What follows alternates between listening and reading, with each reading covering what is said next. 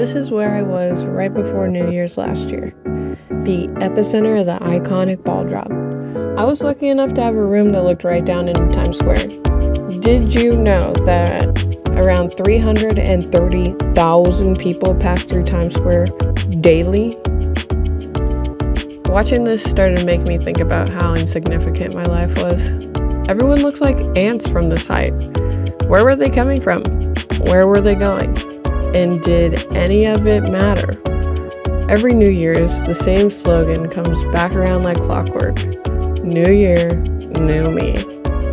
The new year has become a cultural reset button, a collective belief that at the stroke of midnight, we can shed who we were and reboot as something shinier. Someone who's calmer, more productive, more disciplined, more impressive. We treat ourselves like smartphones in need of an update. Restart the system and suddenly all the glitches are gone. Trauma resolved. Habits fixed. Burnout erased. Identity upgraded. Unfortunately, that's not how humans work. And honestly, this version of me that made it through this last year is more than enough. Do I think change matters? Absolutely. Do I think growth is necessary? Yes. But growth doesn't happen just because the calendar flips. It happens in pieces, quietly, sometimes painfully, in little bursts that spread across the entire year. It happens after conversations you don't want to have, after losses you didn't plan for, after moments where you surprise yourself, for the better or for the worse.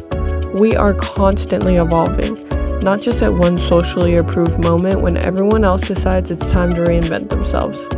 When I look back at this past year, I can say with certainty I am not the same person I was a year ago.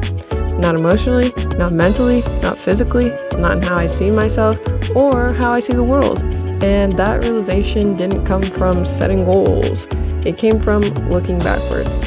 Not in a highlight reel way where you get to filter and edit everything, leaving only the pieces you want to show off, in the raw, authentic, uncut footage kind of way.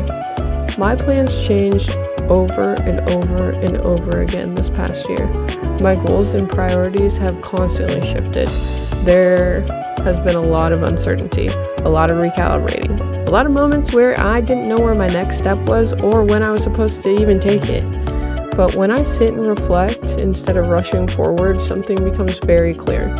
This version of myself, the one standing at the edge of this new year, is not inadequate, not unfinished in a way that needs to be fixed, not lacking anything essential.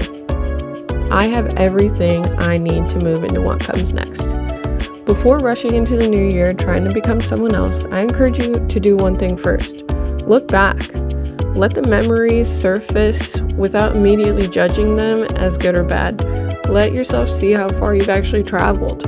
Understanding your past isn't dwelling. It helps you understand current patterns, learn from mistakes, gain perspective, and orientation for the future. I'm not going to preach something I don't practice, so I'll show you what I'm talking about in my next video.